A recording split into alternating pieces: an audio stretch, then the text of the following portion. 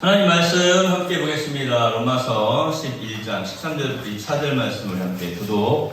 내가 이방인인 너희에게 말하노라. 내가 이방인의 사도인 만큼 내 직분을 영광스럽게 여기노니 이는 곧 내 교육을 아무쪼록 시기하게 하여 그들 중에서 얼마를 구원하려 하며 그들을 버리는 것이 세상의 화목이 되거든 그 받아들이는 것이 죽은 자 가운데서 살아나는 것이 아니면 무엇이리요? 세상은 처음 이룬 곡식가루가 거룩한즉 껍데기도 그러하고 우리가 거룩한즉 가지도 그러하니라. 또한 가지 얼마가 꺾이었는데 돌감나무인 네가 그들 중에 젖붙임이 되어 참 감람나무 뿌리의 진액을 함께 받는 자가 되었은즉 그 가지들을 향하여 자랑하지 말라. 자랑할지라도 내가 뿌리를 보존하는 것이 아니요 뿌리가 너를 보존하는 것이라. 그러면 네 말이 가지들이 꺾인 것은 나로 젖붙임을 받게 하려 함이라 하리니 옳다. 그들은 믿지 아니함으로 꺾이고 너는 믿음으로 서느니라. 높은 마음을 품지 말고 오히려 부러워하라. 하나님이 원 가지들도 아끼지 아니하셨은즉 너도 아끼지 아니하시리라. 그러므로 하나님의 인자하심과 준엄하심을 보라. 넘어지는 자들에게는 준엄하심이 있으며 너희가 만일 하나님의 인자하심에 머물러 있으며 그 인자가 너희에게 있으리라. 그렇지 않으면 너도 지키는 바 되리라. 그들도 믿지 아니하는데 머무르지 아니하면 젖붙임을 받으리니 이는 그들을 젖붙이실 능력이 하나님께 있습니다.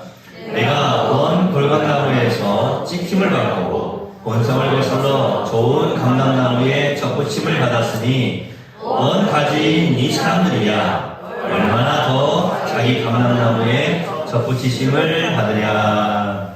아멘. 옆에 계신 분들 한번 바라보시죠. 말씀 듣고 은혜 받으세요. 오늘 누가 대표로 한 분 나오셔서 우리 성도들 향해서 이렇게 손을 탁 내미시고 말씀 듣고 은혜 받으세요 하실 분 계십니까? 장로님, 장로님 손 드세요. 바로 봤는데 제가 나오라고 하시는 것처럼 감사합니다. 말씀 듣고 은혜 받으십시오. 아멘. 장로님 말씀 듣고 은혜 받으세요. 감사합니다. 손을 들라고 하려고 했는데요. 손도 다 들고 하시고 감사합니다. 여러분 오늘도 말씀 듣고 은혜 받는 귀한 시간 되기를 소망합니다. 날씨가 이제 점점 더워지는데 이상하게도 예전 더위는 아닌 것 같아요. 뭐냐면 더웠다가도 저녁에 또 갑자기 또 추워요. 참 뭐 그냥 들쑥날쑥 한다 그러죠. 변덕이 죽을 듯 한다 그랬는데 하여튼 이런 가운데 저도 여러분 건강히 있으시고 늘 또 짜증내지 마시고 기도 열심히 하시면서 평안함을 유지하시기 바랍니다. 네, 다시 한번 옆에 계신 바람에 너무 중요한 얘기는 계속 해야 돼요. 말씀 듣고 네, 많이 받으세요. 오늘 말씀해 보니까 바울이 자신이 이방인의 사도임을 자랑스럽게 생각을 해요. 근데 자랑스럽게 생각하는 것보다 더 나아가서 영광스럽게 생각을 합니다. 그 이유가 뭡니까? 저도 이렇게 말씀을 준비하고 사실 이 말씀을 또 살펴보고 또 보다가 뭐 오타가 있네 그러면 다시 또 수정도 하고 여러 번 이렇게 하면서 또 기도하고 그런 가운데 있는데 이 말씀을 준비해놓고 난 다음에 다시 한번 또 이 말씀을 이렇게 살펴보면서 야 그래 바울이 이방인의 사도가 된 것을 그냥 좋아하고 기뻐하는 것일 뿐만 아니라 영광스럽게 생각하는구나. 왜 그랬을까? 그러니까 바울이 안 거예요. 뭘 알았냐면 하나님께서 이 일을 기뻐하신다는 것을 바울이 지금 알고 있는 거예요. 이방인의 사도가 된 것을 하나님이 기뻐하고 계신다라고 하는 것을 알고 있는 거예요. 그래서 그냥 자랑스럽게만 생각하는 게 아니라 영광스럽게 생각하는 거예요. 내가 이 일을 통하여서 하나님께 영광을 올려줄 수가 있구나. 그래서 영광스럽게 생각할 수가 있는 거예요. 오늘 연습 좀 끝내야 되지 않을까요? 사실은 이 한 문장에서 그냥 끝나야 돼요. 내가 살아가는 것이 그냥 기쁘고 그냥 즐거운 것만이 아니라 아, 내가 살아가는 것이 영광스러운 일이구나. 하나님께 영광이 되어지는 일. 내가 사는 것이 누군가에게 기쁨이 되어지는 일. 내가 사는 것이 하나님께 영광이 되어지는 일. 내가 사는 것이 누군가에게 행복이 되고 기쁨이 되어지는 일. 아, 그래야 나의 삶을 영광스럽게 생각할 거 아니에요. 그러니까 이게 지금 우리 성령께서 역사하시는 역사 아니겠습니까? 하나님께서 기뻐하시는 그런 생각 아니겠습니까? 그게 이런 거예요. 살아서 뭐해? 제가 지난주에도 말씀드렸죠. 그냥 애들이 모여가지고 우울증을 앓고 있는 사람들 카페 거의 모여가지고 지난주에 말씀드렸잖아요. 동영상을 찍어가지고 세상에 그 카페에서 만나가지고 내가 어떻게 죽는가, 죽는 모습을 동영상을 찍어가지고 서로 공유하고.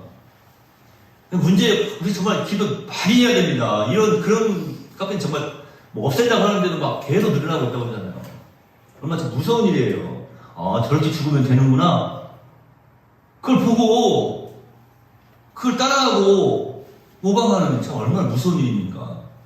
이럴 때일수록 더욱더, 아, 저렇게 살아가면 행복하구나. 우리 네오 성도들의 삶을 보면서. 그러려면 어떻게 해야 되겠어요? 내가 먼저 거기에 대한 분명한 자부심이 있어야 되지 않겠어요? 믿음이 있어야 되지 않겠어요? 내가 살아가는 것이, 내가 지금 네오 성도가 되어 살아가는 것이, 내가 지금 하나님의 자녀가 되어 살아가는 것이, 내가 그리스도인이 되어 살아가는 것이, 야, 하나님의 영광을 드러내는 것이구나. 할렐루야! 이러한 삶이죠. 여러분 옆에 계시면 다시 한번 받아보세요. 당신을 보기만 해도 기쁩니다. 행복합니다. 좀 예쁜 눈빛으로 해봐. 당신 보기만 해도 기쁩니다. 행복합니다. 다른 사람 그렇게 하고 있는데. 정말 행복하잖아요. 기쁘잖아요. 이럴 때 우리 아내 되신 분들은 신랑들한테, 신랑 같이 앉아 계신 분들 그렇게 물어봐야 돼요. 정말? 당신은 보기만 해도 행복한다면 정말? 당신을 보기만 해도 행복한다면 정말? 이렇게 해야 된다고요. 근데 정말 마음으로만 하고 자신도 고백해야지. 여러분이 살아가는 그 자체가 하나님의 영광인 것을 잊지 마십시오. 그래야 우리의 삶에 더 큰 기쁨이 생기지 않겠습니까? 목적도 생기지 않겠습니까? 바울 사도는 그랬어요. 자신이 이방인의 사도임을 영광스럽게 생각했어요. 제가 이 말씀을 지금 왜 드리냐면 사실은 바울은 전에는 어땠습니까? 이방인 그러면 쳐다보지도 않았어요. 뭐 쉽게 이런 표현입니다. 개취급. 요즘 레이스진이라고 해가지고 그 외국에 보면 특별히 유명한 축구 선수들도 보면은 그 선수들을 바라보면서 어떤 사람들이 원숭이 표정하면서 눈을 이렇게 찍기도 하고 심지어는 바나나를 던지기도 하고 그래요. 바나나 까먹으려고 원숭이도 바나나 까먹으면서 이렇게 모욕을 하고 그런 일들이 벌어지고 있는데 그 인종차별이라고 하는 것도 굉장히 좀 기분이 나빠요. 그죠? 사실은 저도 한번 경험을 해봤습니다. 물론 살짝 경험을 해봤는데 기분이 굉장히 안 좋더라고요. 정말 기분이 안 좋아요. 근데 가서 쳐버릴 수도 없고 한 대 그냥 패버릴 수도 없고 그랬는데 정말 얼마나 화가 나겠습니까? 정말로 이제 화가 나는 그런 상황들이 벌어질 텐데 바울이 생각하는 이방인은 다 그런 사람들이었어요.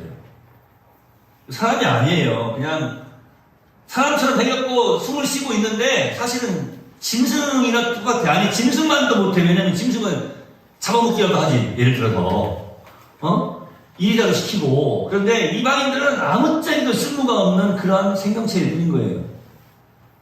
그러니까 인정하고 싶지 않은 거예요. 사실은 인격체가 아닌 거죠. 그렇게 생각했던 사람이에요. 그런데 그들에게 지금 바울이 복음을 전하고 있는 거예요. 예수님을 전하고 있는 거예요. 하나님을 지금 증거하고 있는 거예요. 하나님의 자녀가 되게 하고 있는 거예요. 근데 사실 이게 생각해보면 얼마나 배 아픈 일이에요. 자기가 인간 취급도 하지 않았던 이방인들에게 하나님의 복을 받아들이며 살 수 있는 행복자의 삶을 살 수 있는 그 길을 지금 전하고 있잖아요. 바울이 먼저 하나님의 은혜로 말미암아서 변화되지 않았다면 절대로 이방인의 사도가 되지 않았을 것입니다. 그런데 지금은 뭐라고 하니까 이방인의 사도인 것을 영광스럽게 생각한다고 하는 거예요.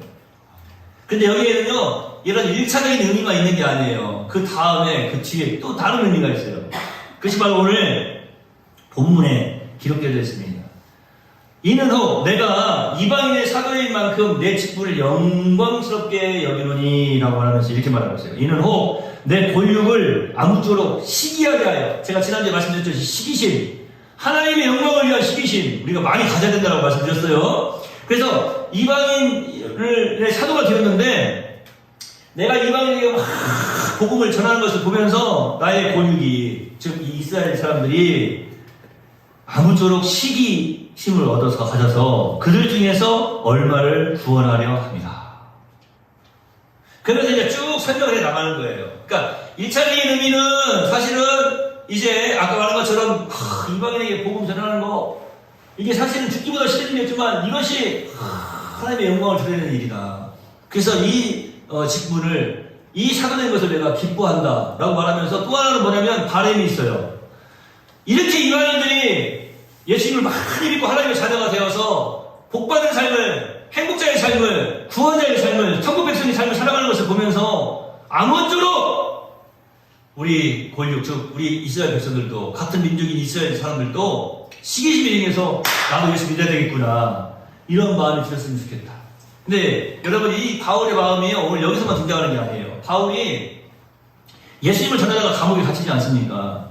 그리스도인들이 예수님을 전하다가 감옥에 갇히니까 예수 믿는 사람들을 싫어하는, 그 당시에 함께 살아가고 있는 사람들이 어떤 일을 벌이냐면, 바울이 감옥에 있는데 더 열심히 전도를 했어요. 더 열심히 예수를 막 전했어요. 그들은 예수를 믿지 않으면서도 예수를 전했다고요. 예수님을 구주로 영접하지 않으면서도 예수님을 막 전하는 전도 사역을 했어요. 그러니까 제자들이 와가지고 뭐라고 말합니까? 바울, 당신의 죄가 더 무겁게 하려고, 더 감옥에 오래 있게 하려고 더 예수를 막 전하는 사람들이 있습니다. 그러면은 세상에 그런 나쁜 놈들이 있나 이렇게 해야 되지 않겠습니까? 그런데 바울은 그러지 않잖아요. 뭐라고 말합니까? 이런 방법으로든지 저런 방법으로든지 증거가 되어지는 것은 예수니, 나는 그것으로 한마디로 만족하고 나는 그것으로 행복하다, 그 말이에요. 내가 지금 감옥에 있든지 내가 감옥에 들어온 것 때문에 나는 더 감옥에 오래 가둬두려고 그들이 악의적인 마음으로 예수를 전하고 있는데, 그것도 좋은 일이다 이거예요. 어떻게든지 예수의 이름이 증거되어지는 것, 즉 복음이 증거되어지는 것, 진리가 전파되어지는 것은 좋은 일이다, 이런 표현을 쓰는 거예요. 바울이 지금 그런 마음이 항상 있어요. 이방인에게 복음을 증거하는 것이 어떻게 보면은 자신이 생각할 때에는, 예전에 자신의 모습을 생각하면 도저히 있을 수 없는 일이고 안타까운 일이기도 하였지만, 바울은 지금 이 일을 통하여서 나의 권력인 우리 같은 민족인 이스라엘 사람들이 예수님을 구주로 영접하고 하나님의 자녀가 될 수 있다면, 참된 여호와 하나님을 섬기고 모시고 예배할 수만 있다면 그것을 위해서 나는 기쁘다라고 하는 거예요. 감사하다라고 하는 거예요. 이방인의 사도된 것도 영광스럽게 생각한다라고 하는 것입니다. 제가 어떻게 볼 때는 이 바울이라고 하는 사람은요, 좀 어떻게 보면은 좀 똘끼가 있어요. 우리의 모습에서 보면 그래요. 그런데 그 똘끼가 자연스럽게 성령 안에서 있어서, 예수님 안에 있어서 참 감사해요. 그 똘끼가 세상적인 똘끼였으면요, 미친 사람이 사시는 일이에요.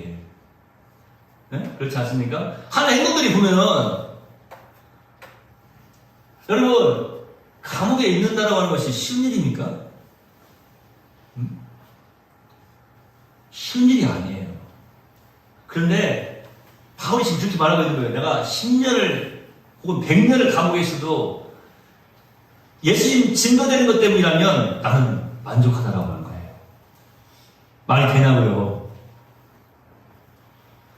여러분의 삶 속에서 어떤 어려움이 생겼어요. 시련이 닥쳤어요.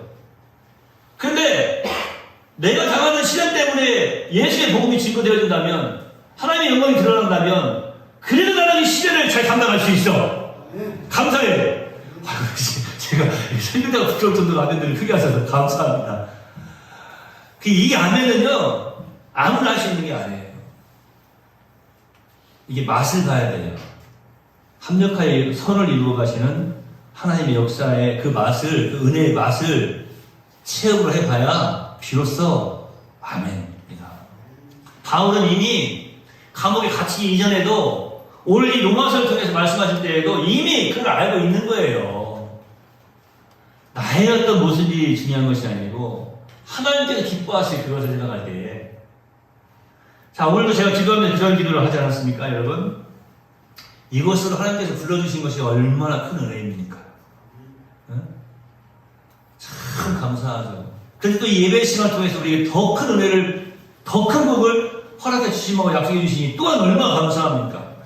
사실 이렇게 다 같이 한번 해보세요. 하나님, 오늘은 복을 안 주셔도 돼요. 됩니까? 이런 생각이 있어야 돼요. 오늘 복을 안 주시, 사실 내가 오늘 이 자리에 복 받으러 나온 거 아니에요. 그렇게 생각하고 나오신 분은 잘못된 거라니까요. 복 받으러 나온 게 아니라 복을 주심에 감사해서, 하나님의 자녀됨에 감사해서, 예수 믿고 예수님 안에서 참석을 드리게 하심에 감사해서 그리스도인으로서 마땅히 예배를 드리러 나온 거예요. 이 마땅이라고 하는 건 뭡니까? 아까 명령하고 똑같은 거예요. 당연한 거예요. 당연히 그렇게 해야 되는 거예요. 우리가 일을 하면 보수를 받죠. 그러니까 보수를 받는 것이 마땅한 거라고 말하잖아요. 그렇지 않습니까? 일을 하면 보수를 받는 것이 마땅한 거예요. 월급을 받는 것이 마땅한 거예요. 우리가 예배를 드리는 것을 마땅하다고 하는 것은 뭐냐면요, 예배를 드리는 것 그 자체가 그냥 마땅한 거예요. 그 외에 다른 것을 바라서는 안 되거든요. 근데 우리에게 또 소망을 주신 거예요. 뭐라고? 이 바울의 소망하고 똑같다니까요. 바울이 이방인의 사도가 된 게 마땅한 거예요. 그것을 위해서 하나님께 영광을 올려드리는 것이 마땅한 거예요. 그렇지 않습니까? 그런데 바울이 그 뒤에 소망을 하고 있잖아요. 이 마땅하고 이 일을 내가 영광스럽게 생각한다. 그러면서 이 일을 통해서 또 나를 보면서 우리 민족들도 예수님을 구주로 영접했으면 좋겠다. 하나님께 그래서 더욱 영광이 되었으면 좋겠다. 여러분, 저와 여러분의 삶이 오늘 이 예배의 모습이 사실은 이러한 모습이 아닌가. 하나님께 예배드림이 마땅함에도 불구하고 우리 하나님께서는 또 다른 소망을 가지게 하시고 또 기도의 제목을 가지고 주님 앞에 찾아 나오게 하시고 그리고 또 믿음 가운데에서 역사하시면서 그 모든 것을 이끌어 가시고 이루어 가신다고 하는 사실입니다. 그 사실 저는 물론 우리가 뭐 골방에 들어가서 기도하는 것도 중요하고 예수님처럼 다마다 한적한 곳에 가서 기도하는 거 쉬지 않고 기도하는 거 뭐 중요하죠. 그런데 뭐 숨 쉴 때마다 기도하는 거 중요하죠. 뭐 기도에 대해서 여러 가지 좋은 말들이 많이 있지 않습니까? 저는 사실은 가장 좋은 기도는 이 예배의 시간에 드리는 기도라고 생각해요. 가장 좋은 기도는 이 예배의 시간을 통해서 드리는 기도라고 생각을 해요. 이쪽을 바라볼 때 라면을 많이 하시고 이쪽을 바라볼 때 라면을. 가장 좋은 기도는 이 예배 시간을 통해서 드리는 기도라고 생각을 해요. 여러분 지금 어떤 기도를 드리고 있습니까? 여러분 지금 예배 시간을 통해서 드리는 기도가 하나님께 온전히 상달되어지고 응답받는 기도가 되는 줄로 믿습니다. 바울 사도가 지금 자신의 삶 자체 뭐 기도뿐만이 아니에요. 찬양드림뿐만 아니에요. 전도하는 것뿐만 아니에요. 모든 삶을 통해서 지금 영광스럽게 생각한다. 왜? 하나님 안에서 이루어지고 있는 거죠. 자신이 비록 이방인의 사도였지만 그는 자나깨나 자기 민족을 생각했어요. 바울이 더욱더 이방인의 선교에 힘을 쓴 것은 자기의 권력으로 하여금 아무쪼록 시기케 하여서 저희 중에서 얼마를 하나님께 택하신 그 백성들을 구원하려고 했던 것입니다. 바울이 이런 마음을 가질 수 있었던 것이 뭐라고요? 하나님의 지혜를 깨달았기 때문에 그런 거예요. 복음이 무엇인지를 깨달았기 때문에 그런 거예요. 자존심이 상해요. 어쩔 때는 보면은 뭐 내가 그걸 해야 돼? 이렇게 내가 그렇게 싫어하던 이 이방인들인데 내가 이방인들한테 복음을 증거해야 돼? 그런 일을 어떻게 해야 되냐고 생각. 아유 오셨네. 서 계신 김에 서 계시죠. 제가 손을 다 내밀고 함께 기도하겠습니다. 건강하세요. 건강하세요. 네, 자리 앉으십시오. 네, 오늘 정훈 일사님 가진 기도 순서라고 하겠습니다. 아유 마침 잘 오셨네. 자 보세요. 지금 바울이 그런 상태일 수밖에 없는 거예요. 우리가 살다 보면요 자존심 상할 때가 많이 있어요. 솔직하게 말씀드리면 그러잖아요. 이거 내가 해야 돼? 이렇게까지 해야 돼? 뭐 그런 부분들이 있다고요. 근데 우리가 바울의 모습을 한번 생각을 해봐야 돼요. 야, 이방인의 사도임을 영광스럽게 생각해요. 그러니까 아무나 할 수 있는 게 아니에요. 그 복음이 뭐길래 도대체 이방인에게까지 그 복음을 증거하느냐라고 하는 거예요. 이방인이 있는 곳이 찾아가서. 예루살렘 밑에 보면은 우리가 잘 알고 있는 예수님께서 예루살렘으로 올라가시기 전에는 항상 거치는 데가 있으셨죠? 여리고입니다. 여리고. 여리고라고 하는 성인데 우리가 잘 알고 있는 것처럼 이 여리고 성은요. 이런 표현 또 여리고 성에 살고 있는 사람들이 들으면 그 당시 사람들이 들으면 조금 기분 나쁘실지 모르겠지만 이렇게 표현해야 맛이 나요. 짬뽕도 그냥 짬뽕이 아니고 여러 가지 짬짬뽕에 또 짬짬뽕이에요. 그러니까 그 여리고라고 하는 것은 어떤 곳인가 하면은 이스라엘의 순수 혈통은 하나도 없어요. 예? 저기 있는 나라, 또 저기 있는 나라, 또 여러 나라 사람들을 데려가가지고 그 안에서 살게 했어요. 그러니까 일부러 순수 혈통을 다 없애버리기 위해서 여러 사람들을 여리고에 살게 했어요. 그러니까 한번 생각해 보세요. 이스라엘 사람들이 생각할 때 이방인도 싫어하는데 이방인도 사람 취급 안 하는데 이방에 또 이방에 또 이방에 하여튼 그 이방에 모든 이방들이 함께 모여가지고 또 그런 혈족이 된 거예요. 그런 민족이 된 거예요. 지금 어떻게 보면. 그러니까 사람들이 어떻게 되면 쉽게 말해서 이렇게 표현을 하면 돼요. 내가 예루살렘을 가려면 우리 집을 가려면 여리고성을 통과해서 이방인들이 사는 여리고성을 통과해서 우리 집에 가려면 10분이면 가. 예를 들어서. 그런데 돌아가려면 10시간 걸려. 근데 10시간 돌아가. 왜요? 이방인들이 살고 있는 그 땅 밟기도 싫다는 거예요. 그들 얼굴 쳐다보기도 싫다는 거예요. 그들의 목소리 듣기도 싫다는 거예요. 끔찍하다는 거예요. 그게 이방인에 대한 생각이라니까요. 우리 같으면 어떻게 해야 돼요? 에이구, 이 모질이들, 멍청이들. 근다고 10시간을 걸어가냐? 그냥 딱 누가 앞만 보고 야 10분 걸어가면 되지? 이렇게 생각하고 가야지. 그렇게 가신 분 있으세요? 그런데 이스라엘 사람들은, 이 유대인들은 안 그런다니까요. 10시간이 아니라 100일이 걸려도 돌아간다. 그렇게 생각을 하는 거예요. 그게 그들만의 또 자존심이었어요. 우리는 이 정도는 하지. 이런 고생중이야 뭐 우리가 얼마든지 감당할 수 있지. 참. 뭐 말이 율법적인 사람이라고 그러는데요. 여러분, 저와 여러분의 삶 속에 이런 모습이 얼마나 많은지 한번 돌이켜봐야 됩니다. 사실은 진리에서 벗어나 있는데 이것이 그냥 진리인 줄 알고 그냥 고집 그냥 똥꼬집으로 그것을 막 지켜나가려고 하는 그런 어리석은 신앙의 행태들이 우리 속에 있으면 안 되겠습니다. 하여튼 그런 사람이었어요. 그런데 이 바울이 지금 이방인에게 복음을 전하고 있는 거 아닙니까? 도저히 있을 수가 없는 일이라니까요. 그런데 복음이 뭔지 깨달았어요. 복음이 하나님의 지혜인 것을 깨달은 거예요. 하나님의 경륜을 깨달은 것입니다. 하나님의 경륜이라고 하는 것은 뭐냐면 하나님의 구원 계획을 바울이 깨달았다라고 하는 거예요. 이것을 깨달아 알아야 사실은 우리 그리스도인들에게 좋은 말로 들려지는 내려놔야 된다. 내려놔야 된다. 내려놓는 게 쉬워요? 다 알아요. 내려놔야 된다고 말 안 해도 다 알아요. 나도 다 알고 있어요. 믿음으로 해야 된다. 하나님이 다 이끌어 가시니까 우리는 믿음으로 따라가기만 하면 돼. 그 몰라요? 다 알죠? 모르는 사람이 누가 있어요? 다 알죠? 다 알아요. 근데 아는데 사실은 몰라. 내려놔야 되는 거 알아. 내려놔야 돼. 근데 안 내려놔. 이게 지금 우리의 모습이잖아요. 그러니까 바울의 모습과 다른 점은 그거예요. 바울은요 깨달아 알았어요. 하나님께서 세워놓으신 그 구원 계획이 무엇인지를 이미 깨달아 알고 있는 거예요. 그래서 이방인의 사도가 될 수 있었던 거예요.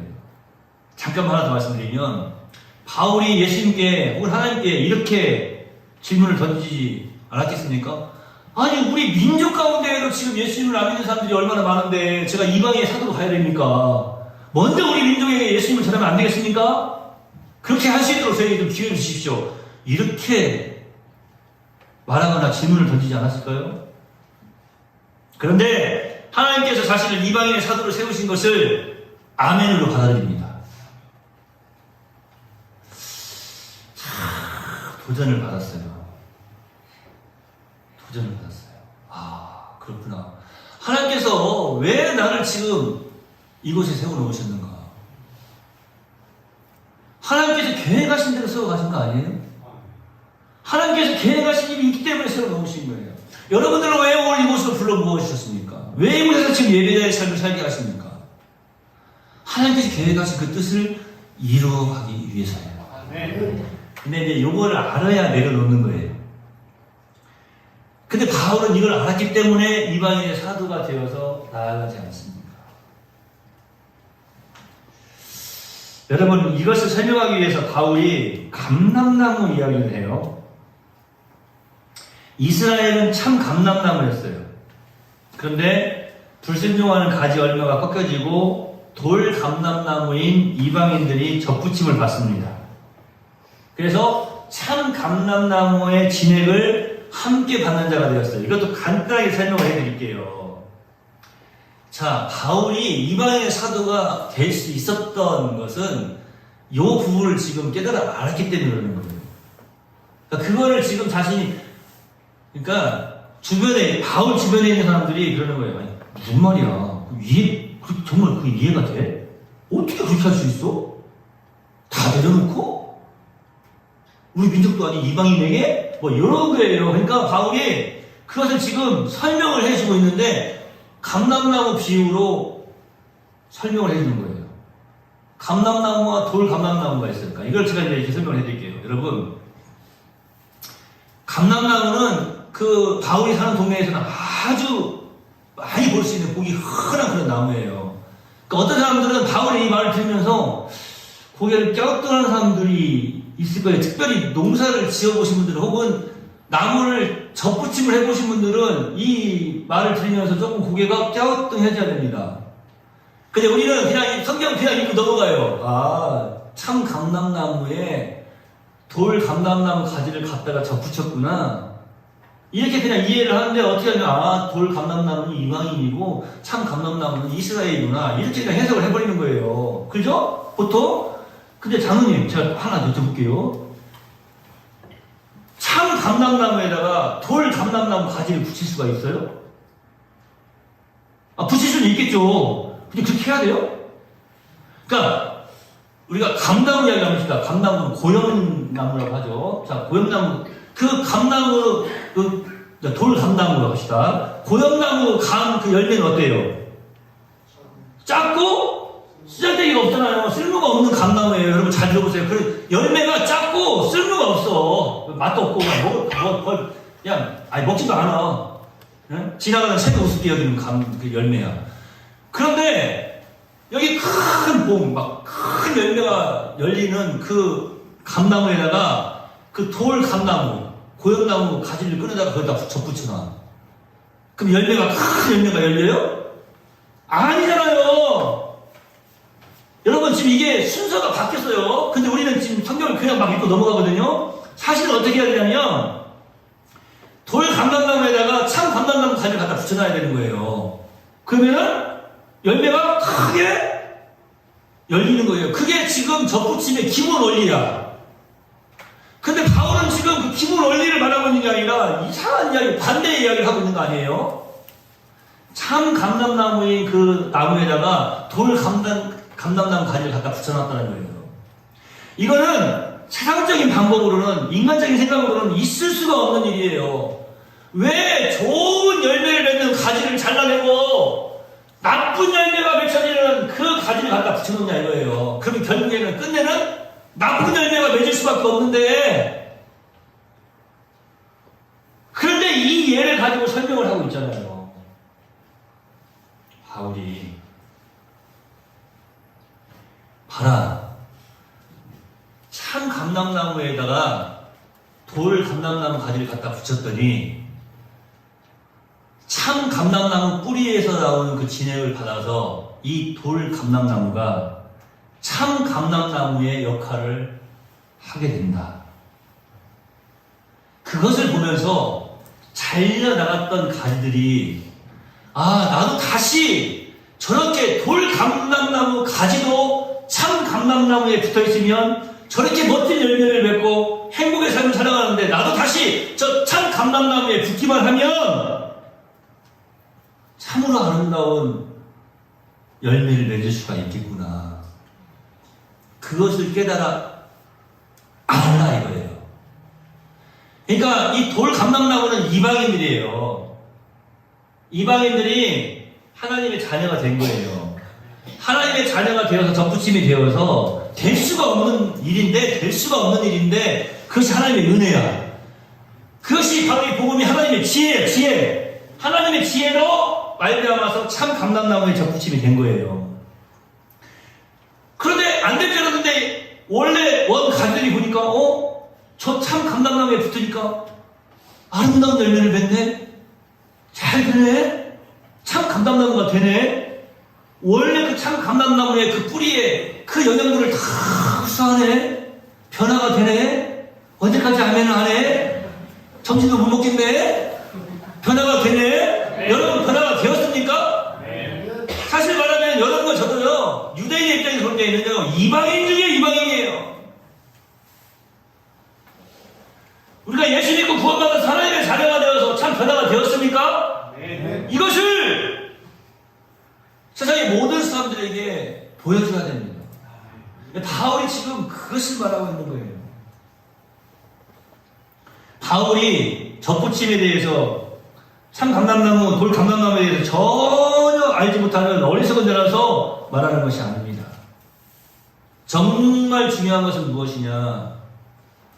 원 가지에, 원 나무에 그 뿌리에서 이제 뽑아 올리는 그 모든 영양분을 흡수할 수 있도록 그 나무에 붙어 있어야 된다. 이 말씀을 들으니까 여러분 어디서 많이 들은 것 같지 않으세요? 바울이 예수님의 사람이 안 되었다면 주님께서 말씀하신 그 말씀을 기억할 수 있겠습니까? 저는 이 말을 할 때 이미 바울이 복음에 하나님의 놀라운 지혜가 이제 그 복음 안에 있다라고 하는 것을 깨달아 알았기 때문에 이러한 말도, 이러한 고백도 할 수 있었으리라고 생각이 듭니다. 나는 포도나무요, 너희는 가지니. 너희가 내 안에 있으면 많은 열매를 맺을 것이다 라고 말씀하신 예수님의 말씀. 우리의 삶 속에서 참으로 많은 열매를 맺기를 소망하십니까? 그것이 어쩔 때에는 우리의 잘못된 소망일 수도 있어요. 하지만 많은 열매를 맺고자 한다면 예수님 안에 딱 붙어 있어야 돼요. 예수님 안에 붙어 있기만 하면 많은 열매를 맺습니다. 그것이 복음이에요. 예수님 안에서 모든 우리의 삶 속에 적용되어지는 복음. 하나님의 지혜가 그 복음 안에 있다고 하는 거예요. 하나님께서 왜 이스라엘 백성들, 하나님의 자녀들이, 하나님의 백성이라고 하는 선민인 이스라엘 백성들이 왜 예수님을 십자가에 못 박아 죽이고 왜 그 원 가지에서 잘려져 나가는 게 하셨는가? 그 이유가 무엇이었을까? 바울은 고민하고 또 고민하고 또 고민했어요. 근데 이거예요. 하나님의 은혜는 이스라엘이나 이방인이나 차별이 없더라고 하는 거예요. 택한 이스라엘 백성들이 잘못을 하고 범죄함에 이르고 악한 일을 행하는데도 불구하고 계속해서 그 가지에 붙여놓으시고 열매를 바라시는 그런 하나님이 아니시다라고 하는 거예요. 오히려 그들로 하여금 이방인들, 즉 다른 가지임에도, 나쁜 가지임에도 불구하고 참 감람나무에 붙어서 참된 열매, 멋진 그리스도인의 삶을 살아가는 그들의 모습을 보면서 시기하게 하고 부러워하게 하고 다시 그 참 감람나무에 붙고자 하는 그런 마음이 들게 하고 믿음이 생기게 하는 것. 그것이 바로 이방인을 구원하시면서 하나님의 놀라운 구원 계획을 이루어 가시고자 하는 그런 복음의 지혜가, 하나님의 지혜가 감춰져 있다고 하는 것을 바울이 알았기 때문에 지금 바울이 내가 이방인의 사도가 된 것이 참 영광스럽다. 제가 오늘 이 말씀을 준비하면서 제가 저 스스로의 이 마음에 저도 이 얘기를 한번 문장을 한번 딱 써봤어요. 바울이 이방인의 사도인 만큼, 내가 이방인의 사도인 만큼 내 직분을 영광스럽게 여기노니. 이 고백을 할 때 얼마나 기쁘셨을까? 얼마나 기뻤을까? 저도 그랬어요. 내가 네월교회 목회자인 만큼 내 직분을 영광스럽게 여깁니다. 이게 좀 진실된 고백으로 너무 감사하고, 그럴 때 막 가슴이 막 뜨거워지고, 솔직히 솔직히 까놓고 말해서 등에서 정말 막 땀 한 줄 쭉 흘러내리고. 여기 장로님들 계시죠? 우리 권사님들 계시죠? 우리 집사님들, 교사 선생님들 계시죠? 우리 학생들 있으시죠? 우리 성도님들 계시죠? 내가 네월교회 성도인 만큼 내 직분을 영광스럽게 여깁니다. 이렇게 한번 고백해 보시기 바랍니다. 내가 네월교회 장로인 만큼, 내가 네월교회 권사인 만큼, 집사인 만큼, 교사인 만큼, 성도인 만큼 내 직분을 영광스럽게 여깁니다. 바울이 걱정하는 것은 그거예요. 원 가지도 하나님이 아낌없이 잘라내버리시잖아요. 가지치기를 하시잖아요. 그러니까 원 가지가 아니었던 너희들은 항상 교만하지 말고 겸손함으로 그 하나님의 은혜를 감사함으로 누리며 살라고 하는 거예요. 교만해지지 말라고 하는 거예요. 내가 열매 맺은 것으로 인해서 내가 돌 감람나무였는데, 돌 감람나무 정말로 좋지 않은 그런 열매를 맺는 그런 나무에 있었는데 지금 봐라, 이렇게 열매를 잘 맺었어. 너 나무, 너 내가 이렇게 열매 맺는 거 보면 내 덕분인 줄 알아? 이러지 말라는 거예요. 그 원 감람나무 뿌리에서 그 진액을 빨아들이지 못했다면 어떻게 네가 열매 맺을 수 있냐. 교만해지지 말고 항상 겸손함으로 복음 안에 있는 하나님의 지혜를 깨달아 알고 감사함으로 영광을 올려드려라. 마땅한 게 있어요. 무엇이 마땅합니까? 내가 생각한 대로 이루어져 가는 것이 마땅한 거예요. 그게 우리 모든 사람들의 생각 아닙니까? 내가 생각한 대로 돼야 돼. 그래야 이게 마땅한 거야. 근데요, 복음 안에 있는 하나님의 지혜를 발견한 사람들은요, 하나님의 뜻대로 되는 게 마땅하다고 하는 것을 인정합니다. 저와 여러분의 삶이 이렇게 복음 안에 감춰져 있는 하나님의 놀라운 지혜를 발견하는 삶 되기를 소망합니다. 여러분, 우리를 접붙이실 능력이 누구에게 있습니까? 하나님께 있어요. 우리를 예수 믿고 구원받아서 하나님의 자녀가 되게 하신 것이 바로 하나님의 지혜 아닙니까?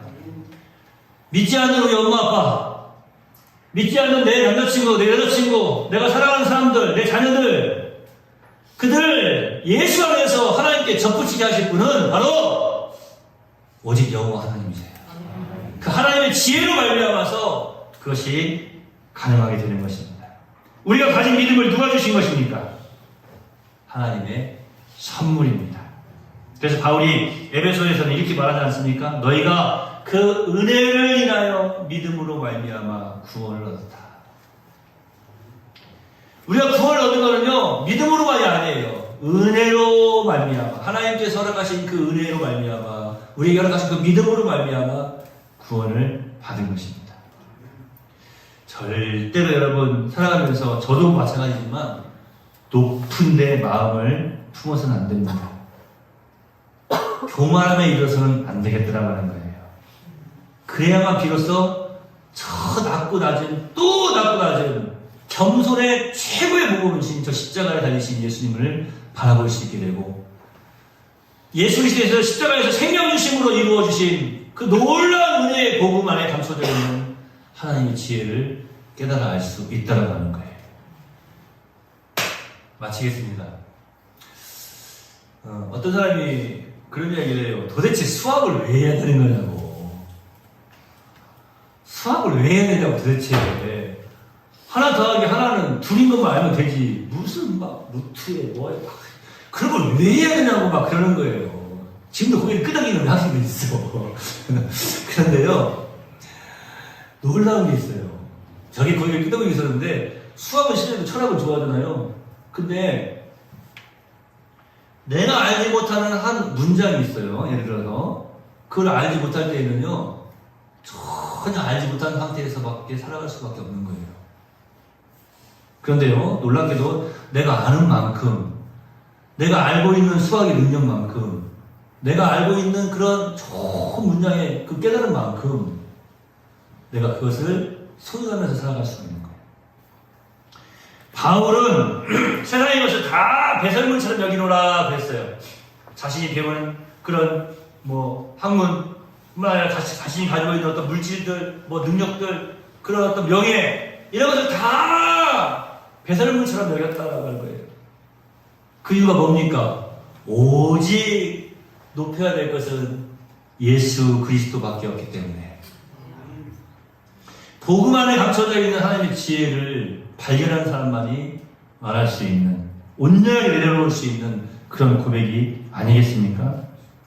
사랑하시는 성도 여러분, 하나님의 놀라운 지혜를 발견하고 또 발견하시길 바랍니다. 우리에게 믿음을 주시고 우리를 접붙이실 능력은 오직 하나님께 있습니다. 무슨 말입니까? 우리의 삶 속에서 믿음으로 승리의 삶을 살아가게 하시는 분도 오직 여호와 하나님이십니다. 그리고 우리가 예수님 안에서 하나님께 접붙임만 되어 있다면 하나님께서는 그러한 믿음의 양분을 통하여서 우리에게 아름다운 열매를 맺게 하는 삶을 살아가게 하실 줄로 믿습니다. 조금만 우리 생각을 바꿔보자. 조금만. 내가 생각한 대로 되어야 잘 되는 것이 아니고 하나님의 말씀대로 되어야 잘 되는 것이다. 기도하겠습니다. 하나님 감사합니다. 우리에게 오늘 귀한 은혜를 허락하여 주시니 감사합니다. 하나님, 복음에는 하나님의 지혜가 있다는 것을 다시 한번 깨달아 알게 하시고, 하나님 원하옵기는 원래 하나님의 놀라운 지혜가 이 복음의 귀한 능력이 우리의 삶을 통하여서 온전히 드러나지고 아름답게 열매되어 주시기를 소망합니다. 우리의 삶을 온전히 주님 앞에 내려놓는 참으로 복된 복음의 사람들일 수 있도록 인도해 주시옵소서. 바울을 부를 때에 우리는 바울을 복음의 사람이라고 부릅니다. 그렇습니다. 그 복음 안에 있는 놀라운 하나님의 지혜를 깨달아 알았기 때문에 온전한 복음의 사람이 될 수 있었습니다. 자신의 모든 삶을 통하여서 자신이 생각할 때는 이해할 수 없는 그런 상황 속에서도 이방인의 사도된 것을 영광스럽게 생각할 수 있었던 바울처럼 우리 또한 복음 안에 있는 그 하나님의 지혜를 온전히 발견하고 또 발견함으로써 우리의 모든 삶을 통하여서 하나님의 영광을 드러내는 복된 신앙인들이 다 되게 하여 주시옵소서. 하나님, 내 뜻만을 바라보는 것이 아니라 하나님의 말씀을 깊이 들여다볼 줄 아는 참으로 지혜로운 자들이 다 되게 하여 주시옵시고, 그것이 더욱더 큰 행복이요 또 더욱더 큰 감사며 더욱더 귀한 열매인 것을 깨달아 알게 하여 주시옵소서. 오늘 말씀 하나님 성령께서 역사해 주셔서 저들 마음속에 깊이 자리하게 하시고 참된 진리의 말씀으로 역사되어지게 하여 주시옵소서. 저들의 모든 삶 속에 참으로 멋지게 아름답게 잘 적용하여서 승리의 열매를 맛보게 하옵소서. 예수님의 이름으로 거룩하신 아버지 앞에 축복하며 기도하옵나이다. 아멘.